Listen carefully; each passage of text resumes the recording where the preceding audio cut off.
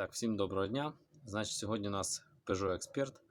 І з такою, поломкою, ну не поломкою, навіть, значить, ремінь, цей, що натягується на генератор, і цей, що на гідроусилитель, і здає на холодну, особливо, пищить, визжить.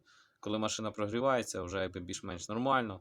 І так, сьогодні ми будемо його просто підтягнемо і коротко і швидко це все покажемо. Зразу уточняємо, двигатель у нас іде HUD 9, тому що якщо у вас двигатель DV8, вони комплектуються або таким, то там зовсім по-іншому. Тут HUD 9. І так, перше, що нам треба зняти звідси глушечку з нашого ролика. Ось така от пластмасова глушечка.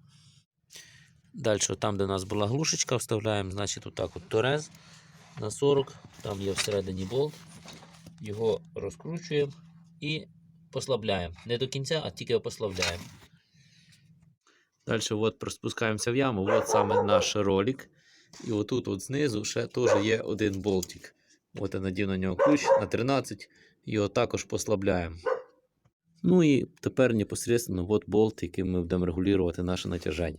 Значить, дивимося, що тут виходить. Получається, от я прогинаю, воно дуже все прогинається. Що я роблю? Значить, мені треба його, відпускати на шестигранник на 6. Значить, просто отак беремо, відпускаємо. Сам ролик, опускається нижче і ремень натягується. Пробуємо. Давайте ще натягнемо, щоб надовше хватило.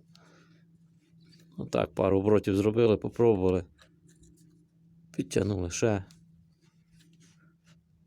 Ну, от тепер і нормально. Ну, в принципі, на цьому і закінчується натяжка. Тепер зажимаємо цей болт, що ми відпустили, і так само той зверху. Все, що відпустили, тепер все зажимаємо, їздимо і радуємося. Всім. Ну і, звісно ж, от тепер заводимо наш мотор, дивимося, наші ремні працюють, нічого не пищить, нічого не визжить. Так, нас це влаштовує. Ремонтуйтесь самі, будьте фахівцями. Підписуємося, ставимо лайки, коментуємо всі.